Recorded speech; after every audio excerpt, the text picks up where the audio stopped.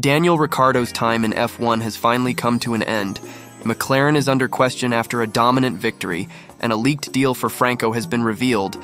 Do consider subscribing to the channel. Let's get straight into the latest F1 news. Red Bull has finally confirmed the exit from Formula One of Daniel Ricciardo. While it has been widely accepted that Ricciardo competed in his final race for RB in Singapore last weekend, there had been no formal announcement from the squad or parent Red Bull operation about the situation. But on Thursday afternoon, Red Bull's social media channels paid tribute to Ricciardo's contribution over the years, which included 7 out of 8 career wins. In a post titled "Thank You, Daniel" on RB's official feed, team boss Laurent Mekies said, "He has brought a lot of experience and talent to the team with a fantastic attitude, which has helped everyone to develop and foster a tight team spirit." While Ricciardo was not definitive about his own future after Singapore, it was clear from his body language and messaging that he was anticipating it to be his final race in F1. Speaking after the race and getting emotional at times, the Australian said he was at peace with himself over the situation. "I tried to obviously enjoy it, the Singapore Grand Prix weekend, a little bit like the end of 22 with McLaren," reflected Ricciardo. "Obviously, I was aware maybe that was my last race, so I tried to enjoy that. I think I'm in a much happier place now in the sport than I was then. So if this is it, let's say I have a little bit more peace and I'm proud of the career." Ricciardo also posted on Instagram some words of appreciation to those who had had a role in his F1 career. "I've loved this sport my whole life. It's wild and wonderful and been a journey," he said. "To the teams and individuals that have played their part, thank you. To the fans who love the sport sometimes more than me, thank you. It'll always have its highs and lows, but it's been fun, and truth be told, I wouldn't change it. Until the next adventure." Consistency, not speed, the issue. Ricciardo's return to F1 last year with RB was viewed as an opportunity for him to show that he still had the qualities that could earn him a spot in the main Red Bull operation. But his prospects of that were not helped by a crash at the 2023 Dutch Grand Prix that broke his wrist and put him on the sidelines for several weeks. While back to full fitness this season, and despite a potential opportunity opening up at Red Bull because of Sergio Perez's struggles, Ricciardo could not deliver the consistency that his bosses wanted. There were highs like a 4th place in the Miami Sprint and a run to 8th place in Canada, but there were too many occasions when he struggled for better results. RB team boss Laurent Mekies has made it clear, however, that Ricciardo's natural speed was never the problem. It was just that he and the team could never consistently deliver it. Speaking exclusively to Autosport, Mekies said, "You and a few other people have asked us so many times, can Daniel still make it? I think the answer on the track was yes, he can still make it. Look at Miami, look at Canada, look at these races where he's shown that the pure speed was there then. Did we manage to do that in a constant enough manner? No, we didn't. It's never the driver or the team, it's both together, you know. So did we find the sweet spot often enough? Probably not. Did he show that he still had the ultimate speed when the sweet spot was there? Yeah, he definitely did." Mekies said that had Ricciardo been racing for a team that had been able to find the sweet spot more often, then the situation may have been different. "It is very possible that tomorrow you could find a car that leaves you in that sweet spot for more races than not," he added. "It would have been different if we had never seen the ultimate speed, but we saw it several times. It's something we have never hid our share of responsibility for, in trying to give him the car needed to express himself, and trying to find the sweet spot more often than not." Despite its post on Ricciardo, RB has not yet formally announced that Liam Lawson will be stepping up to become Yuki Tsunoda's teammate for the rest of the campaign. Ferrari feels it has got on top of its 2024 Formula One car bouncing issues, which senior performance engineer Jacques Clear believes is simply part of the challenges presented by the current ground effect regulations. A floor upgrade for the Spanish Grand Prix promised to build on the performance offered by the previous iteration introduced at May's Imola round, but instead triggered bouncing in the high-speed corners at the Barcelona circuit. This led Ferrari to roll back on the new floor for Silverstone, and the team revised its underbody geometry for the Hungary round ahead of the summer break. Ferrari showed renewed vigor in Baku, which led to Charles Leclerc taking pole, and looked promising in Singapore before Carlos Sainz's Q3 crash rather derailed the team's weekend. Explaining the process of identifying the team's issues, Clear said the team needed to investigate the anomaly between the wind tunnel and the circuit before it moved to a new development course. "You're never fully confident, but I think it's a good picture of how the ebb and flow of everybody's development goes," Clear explained. "But you're probably asking the same questions to other teams. Have you lost your way? And certainly after Spain, we didn't feel we'd lost our way, but there was some anomaly between what was happening in the tunnel and what we were seeing on track, and we had to get on top of that. That's just the process. When you see an anomaly, you have to get on top of it, try and understand it, and then get back on track. I think what you've seen since is that we've understood it. We got back on track. We just have to be eyes wide open for what the next anomaly will be, because there will be another one, because that is the process at the moment. So it's not that sometimes the development works, sometimes these developments don't work. The development process is exactly that you are testing something new every week. We're confident that our process is working, confident that we're on top of everything. We'll just wait for the next banana skin." Clear explained the challenges of developing floor geometry with the current regulations, explaining that the wind tunnel's efficacy is reduced when it comes to measuring a car in various dynamic conditions. He says that the differences in floor height are the key mitigating factor, as the differences in downforce output are magnified by small changes in ride height.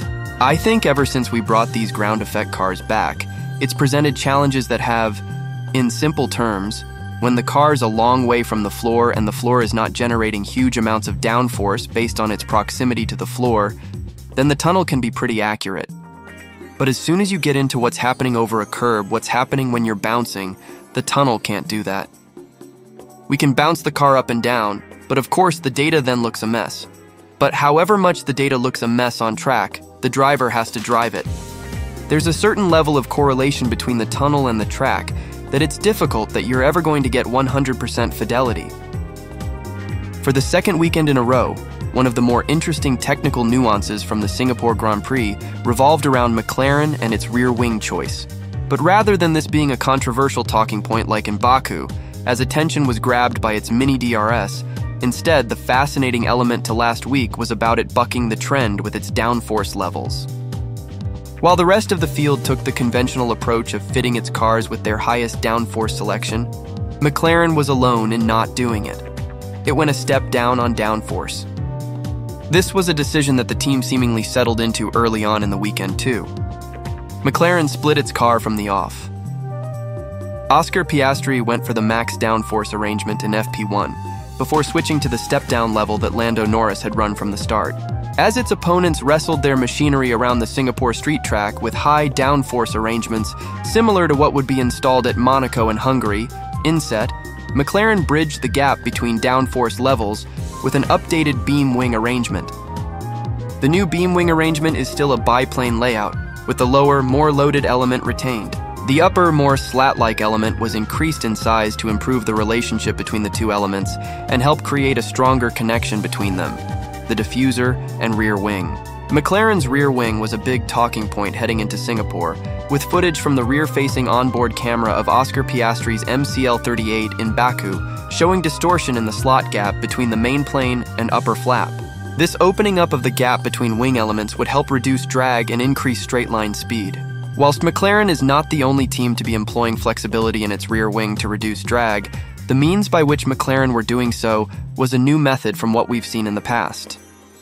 In this instance, there was a secondary effect, whereby the leading edge of the upper flap flexes upwards, which is most visible in the front corners of the flap, red arrow above. This mini DRS, as it quickly became dubbed, was expected to provide a top speed boost when compared with its rivals, although just how much was not clear. The wing passed the FIA regulations with the static load tests, but following pressure from rivals, McLaren agreed with the governing body to make modifications to this low downforce specification for when it potentially reappears at the Las Vegas Grand Prix. Red Bull has been on the back foot of late, as the RB20 has failed to deliver the level of performance that had been anticipated. Updates that arrived during the season have further narrowed the car's working window. And, whilst the team now seemingly understands where things went wrong for it in terms of the development cycle, the fixes won't be available overnight. Regardless of its long-term solutions, it also has to focus its efforts on improving the car on a race-by-race basis, and as such, it modified its front brake assembly for the Singapore Grand Prix. This was an effort to both help improve brake cooling and alter the transmission of heat between the brakes and tires via the wheel rim. This is the type of small detail change that we've seen teams make for a number of years, but is less obvious with this generation of car. That is because the outermost brake drum must be sealed, rather than having the openings that many used for aerodynamic effect during previous regulatory eras. In the case of this new arrangement on the RB20, the design of the inner basket has been altered to include a trench-like cutout, with a window around a portion of the brake disc, which also has a metal component, which may act as a heatsink.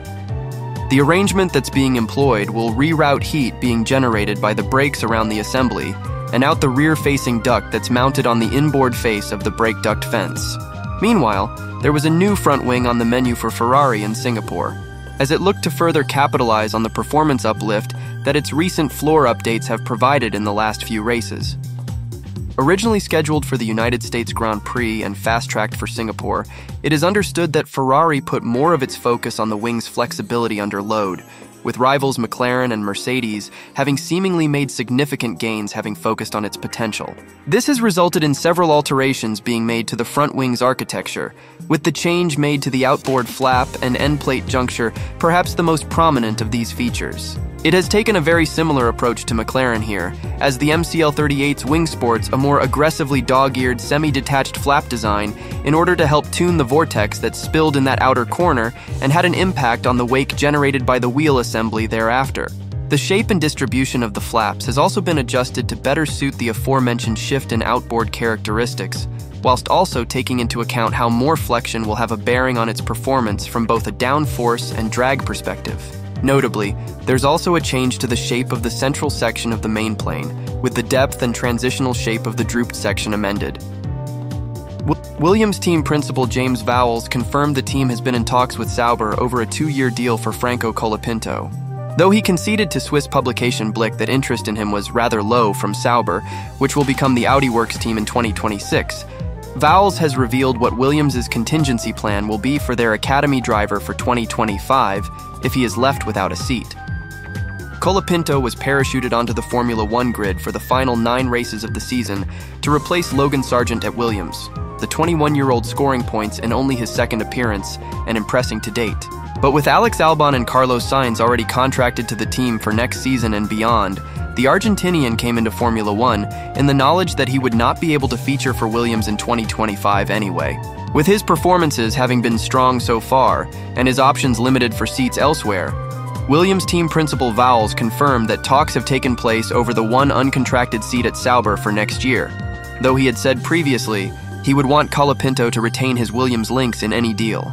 If he has to leave the grid, however, the Williams boss confirmed an extensive TPC testing of previous cars and simulator program will be set up to keep him in race shape, alongside looking at other series in which Colapinto could potentially take part to maintain his race sharpness.